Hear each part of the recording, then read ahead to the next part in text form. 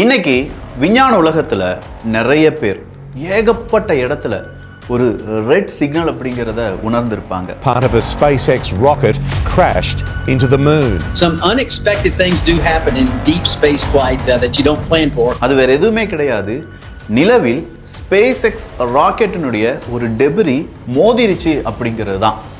SpaceX ராக்கெட்டினுடைய ஒரு டெபிரி மோதிருச்சு அப்படிங்கிறதும் அதை சாதாரண கண்களில் ஒருவேளை பார்க்க முடிஞ்சிருக்கலாம், ஒரு ஃப்ளாஷ் வந்திருக்கும், அதனுடைய ஃபோட்டோவை நாம் இப்போ ஆராய வேண்டியதாக இருக்கிறது.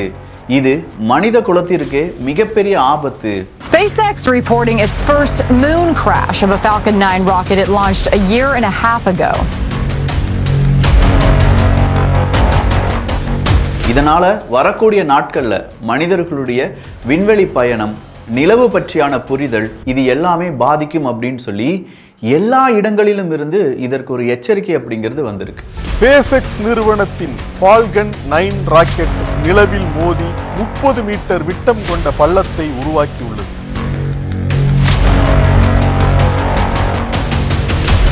அப்படின்னா நிலவில் SpaceX-னுடைய ஒரு டெபிரி மோதிருச்சுன்னு சொன்னாங்களே, அதனுடைய உண்மைத்தன்மை என்ன?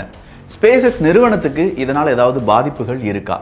இல்லை வரக்கூடிய நிலவில் மனிதர்கள் 70-75 வருஷத்துக்கு பிறகு காலடி வைக்க போகிறாங்க அப்படின்னு சொல்லக்கூடிய அந்த ப்ராஜெக்ட்டுக்கு இதனால் பாதிப்புகள் இருக்கா? இப்படி பல விஷயங்களை தான் இந்த ஒரு பதிவில் பார்க்க போகிறோம். அன்பு தமிழஞ்சிங்களுக்கு தமிழ் பொக்கிஷத்தின் வணக்கங்கள்.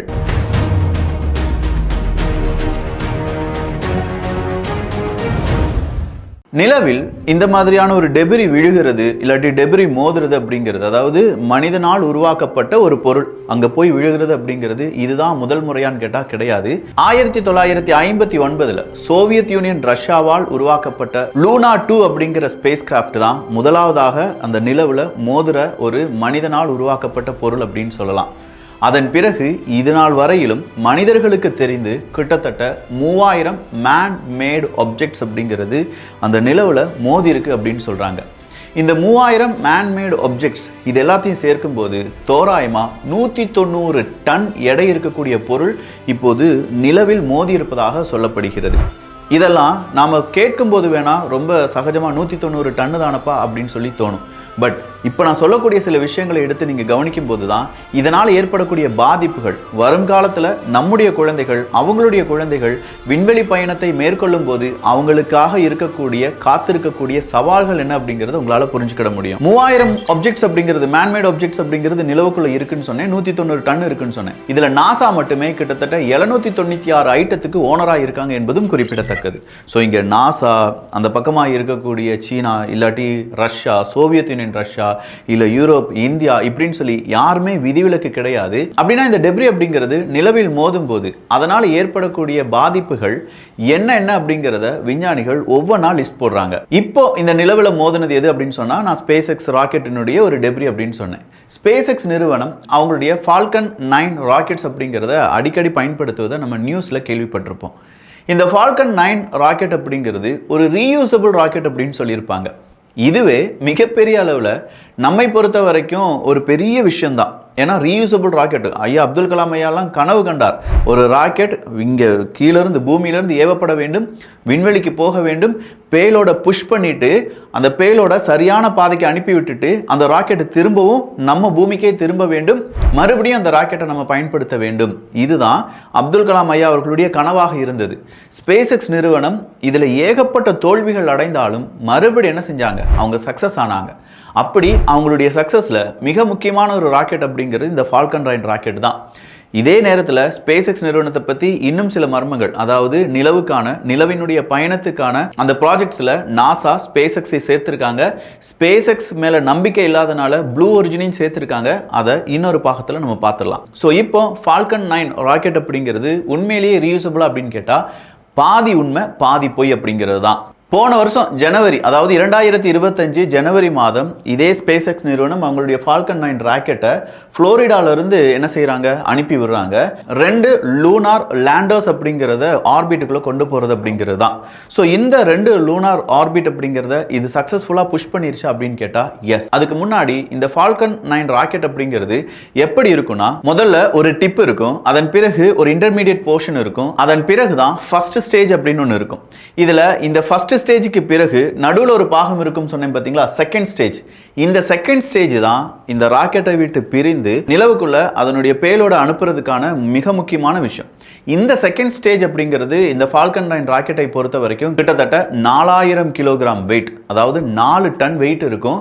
உயரம் மட்டுமே 5 மாடி கட்டிடம் எவ்வளவு இருக்குமோ அந்த அளவுக்கு உயரம் இருக்கும். ஸோ ஃபர்ஸ்ட் ஸ்டேஜ் அப்படிங்கிறது பூமிக்கு ரிட்டர்ன் ஆகும். செகண்ட் ஸ்டேஜ் அப்படிங்கிறது விண்வெளியில அந்த பேலோட புஷ் பண்றதுக்காக போகும்.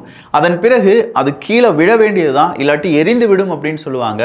ஆனால் சில நேரங்களில் இந்த செகண்ட் ஸ்டேஜ் இருக்கக்கூடிய அந்த 5 மாடி கட்டிடம் உயரம் இருக்கக்கூடிய 4000 கிலோகிராம் வெயிட் இருக்கக்கூடிய அந்த பொருள் என்ன ஆகும்னா நேராக நிலவை நோக்கி அதனுடைய பயணத்தை ஆரம்பிச்சிடும். அதாவது ஒரு விதமான ஈர்ப்பு அப்படின்னு வச்சுக்கோங்களேன். இது சாதாரண ஈர்ப்பாக இருக்காது. 3 பக்கம் இருந்த ஈர்ப்புகளில் இது எந்த பக்கம் போகணும் அப்படிங்கிறது திசை தெரியாமல் திக்கு தெரியாமல் இந்த 4 டன் ஐட்டம் அந்த 5 மாடி கட்டிடம் எல்லா இடங்களிலுமே சுற்றிக்கிட்டு இருக்கும். ஒரு பக்கம் பூமியினுடைய ஈர்ப்பு, இன்னொரு பக்கம் சூரியனுடைய ஈர்ப்பு, இன்னொரு பக்கம் நிலவினுடைய ஈர்ப்பு அப்படின்னு சொல்லி. ஆனால் எதேர்ச்சியா இந்த ஒரு ஃபால்கன் 9 செகண்ட் ஸ்டேஜ் இந்த டெபிரி நேராக நிலவினுடைய ஈர்ப்புக்கு கட்டுப்பட்டுருச்சு. அதனுடைய அந்த ரொட்டேஷனில் அந்த நிலவினுடைய ஈர்ப்புக்கு கட்டுப்பட்டு நேராக நிலவு அதை ஈர்க்க ஆரம்பிச்சிருச்சு. ஸோ நிலவால் ஈர்க்கப்பட்ட இந்த டெபிரி கிட்டத்தட்ட 2.43 கிலோமீட்டர் பெர் செகண்ட், ஒரு செகண்டுக்கு 2.4 கிலோமீட்டர் ஸ்பீடில் இது சுழண்டு நேராக எங்கே போயிருக்கு, நிலவில் போய் இம்பேக்டை ஏற்படுத்தியிருக்கு. கிட்டத்தட்ட 5400 மைல்ஸ் பெர் ஹவர் அப்படிங்கிற அந்த ஸ்பீடு தான். ஸோ 5400 மைல்ஸ் பெர் ஹவர் அப்படி இல்லைன்னா ஒரு செகண்டுக்கு 2.43 கிலோமீட்டர். கொஞ்சம் யோசிச்சு பாருங்க, இந்த அளவுக்கு ஸ்பீடாக இந்த 5 மாடி கட்டிடம் 4 டன் ஐட்டம் அப்படிங்கிறது போய் நிலவில் மோதும் போது தான் இங்கே விஞ்ஞானிகள் பயப்படுறாங்க. இந்த பயம் ஏன் அப்படிங்கிறத நம்ம பார்த்துடலாம். லூனார் அப்படிங்கிறது சாதாரண விஷயம் கிடையாது. நம்ம நிலவில் மனிதர்களை கொண்டு போகக்கூடிய அடுத்தடுத்த திட்டங்களில் எல்லாருமே ஈடுபட்டு இருக்காங்க. குறிப்பாக அதற்கு நாசா ஈடுபட்டு இருக்காங்க அப்படிங்கிறது நமக்கு தெரியும். நாம இப்போ எந்த ஸ்டேஜில் இருக்கோம்னா செகண்ட் ஸ்பேஸ் ஏஜ் ஸ்டேஜில் இருக்கோம். அது என்ன செகண்ட் ஸ்பேஸ் ஏஜ் ஸ்டேஜ் அப்படின்னு கேட்டிங்கன்னா, முதலாவது ஸ்பேஸ் ஏஜில் நம்ம மனிதர்களை நிலவுக்கு அனுப்பிட்டோம் அப்படின்னு சொல்கிறாங்க பார்த்தீங்களா. அப்படின்னா இன்னும் மனிதர்களை அடுத்ததாக நம்ம அனுப்புனதே கிடையாது. இதனால தான் அதை செகண்ட் ஸ்பேஸ் ஏஜில் இருக்கும் அப்படின்னு சொல்கிறாங்க. அப்போ இந்த செகண்ட் ஸ்பேஸ் ஏஜில் இருக்கக்கூடிய மனிதர்கள் அடுத்ததாக மனிதர்களை விண்வெளிக்கு அனுப்பி அதுலேயும் குறிப்பாக நிலவுக்கு அனுப்பி மறுபடியும் நடக்க வைப்பாங்க அப்படிங்கிற நம்பிக்கையில் இருக்கும்போது இந்த மாதிரியான ஒரு டெபிரி ஒருவேளை அந்த மனிதர்களையோ இல்லாட்டி அதை சார்ந்து இருக்கக்கூடிய மிகப்பெரிய ஒரு செட்டெல்லாம் நம்ம போகிறோம்னு வச்சுக்கோங்க, அந்த இடத்துல ஒரு ஸ்பேஸ் ஸ்டேஷன்லாம் அமைக்கிறோன்னா அந்த ஸ்பேஸ் ஸ்டேஷன்லாம் அடிச்சிருச்சுன்னா என்ன ஆகும் அப்படிங்கிற ஒரு கேள்வி உருவாகி இருக்கிறது. சரி, அப்படின்னா இது எந்த இடத்துல இந்த ஸ்பேஸ் எக்ஸ் டெபிரி எந்த இடத்துல விழுந்துச்சு அப்படின்னு கேட்டிங்கன்னா, ஐன்ஸ்டீன் கிராட்டர் அப்படின்னு ஒரு இடம் இருக்குது. இந்த பள்ளங்கள் இருக்கும் தெரியுமா, நிலவை நம்ம ஜூம் பண்ணி பார்க்கும்போது அங்கே நிறைய பள்ளங்கள்லாம் இருக்கிற மாதிரி இருக்கும். அதில் ஒரு கிராட்டர் தான் இந்த ஐன்ஸ்டீன் கிராட்டர் அப்படின்னு சொல்லலாம். அந்த ஐன்ஸ்டீன் கிராட்டரை இன்னொரு பக்கம் இருந்து பார்த்தோம்னா கரெக்டாக அப்போலோ 11 லேண்டிங் சைட் தான். அதாவது நம்ம நீல் ஆம்ஸ்ட்ராங்லாம் நடந்து போனார் அப்படின்னு சொல்கிறோம்ல, அந்த இடம் தான். ஸோ இந்த இடத்துக்கு நேராக ஆப்போசிட்டில் இருக்கக்கூடிய நிலவில் இருக்கக்கூடிய ஐன்ஸ்டீன் கிராட்டரில் தான் இது போய் மோதி இருக்கு. ஸோ இதில் சூரிய வெளிச்சம் படக்கூடிய இடம் தானா அப்படின்னு கேட்டால் ஆமாம், இது சூரிய வெளிச்சம் படக்கூடிய இடம் தான். அதனால் இங்கேருந்தே நம்ம இதை பார்க்கலாம். நல்ல டெலஸ்கோப்பை பயன்படுத்தி இதை பார்க்க முடியும் அப்படின்னு சொல்லி விஞ்ஞானிகள் நம்புகிறார்கள். 1972க்கு பிறகு இன்னைக்கும் மனிதனால் நிலவுக்கு போக முடியலையே அப்படிங்கிற அந்த ஏக்கம் நம்ம மனசில் இருக்கும்போது ஆர்டமிஸ் 3 திட்டத்தில் ஸ்பேஸ் எக்ஸ் ஸ்டார்ஷிப் மூலமாக இது எல்லாமே முடியும் அப்படின்னு நம்ம நினச்சிட்டு இருந்த போது இப்போ அதுக்கு பெரிய ஆப்பா இந்த ஒரு டெபிரி மூணில் போய் மோதினது அப்படிங்கிறது பெரிதாக பேச. இது மட்டும் கிடையாதுங்க. இந்த ஸ்பேஸ் எக்ஸ் நிறுவனம் அதுலயும் குறிப்பா இந்த ஆர்டமிஸ் 3 அப்படிலாம் நான் சொன்னேன் பாத்தீங்களா, இதே மாதிரி ஆர்டமிஸ் 2 ஆர்டமிஸ் 1 அப்படிங்கறத பத்திலாம் தெளிவான விளக்கங்கள் தமிழ் பக்ஷத்துல பதிவு செய்யப்பட்டிருக்கிறது.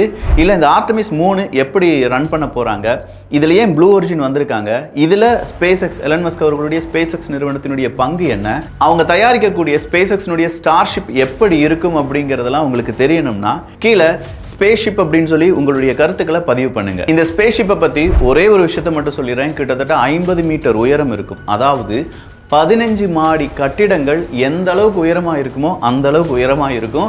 இதில் விண்வெளி வீரர்கள் இருக்காங்கல்ல, அவங்க ஒரு இடத்துல இருந்து இன்னொரு இடத்துக்கு போகிறதுக்கு எலிவேட்டர் இல்லாட்டி லிஃப்ட் அப்படிங்கிறத பயன்படுத்துவார்கள் என்பதும் குறிப்பிடத்தக்கது. இதெல்லாமே ரொம்ப சுவாரஸ்யமாக இருக்கும். உங்களுக்கு வேணும்னா ஸ்பேஸ்ஷிப் அப்படிங்கிற கமெண்ட்டை போடுங்க. எத்தனை பேர் கமெண்ட்ஸ் பண்ணுறாங்க, இது எந்த மாதிரி ரீச் இருக்குது அப்படிங்கிறத பொறுத்து அடுத்த பதிவை பார்க்கலாம். ஸோ இப்போ நிலவில் ஸ்பேஸ் எக்ஸினுடைய ஒரு டெப்ரி மோதியது, அதனுடைய இம்பாக்ட் ஏன் இதை ரொம்ப பெரிய அளவில் விஞ்ஞானிகள் பயப்படுறாங்க, வருங்காலத்தில் என்னென்ன ஆபத்துகள் இருக்குது அப்படிங்கிறதெல்லாம் இந்த ஒரு பதிவில் உங்களுக்கு புரிஞ்சிருக்கும் நான் நம்புகிறேன். உங்களுக்கு புரிஞ்சிருந்துச்சுன்னா கீழே ஒரு லைக் அப்படியே ஒரு கமெண்ட் போட்டிங்கன்னா நல்லா இருக்கும். நல்லதை பகிர்ந்து நல்ல சமுதாயத்தை உருவாக்குவோம். நன்றி, வணக்கம்.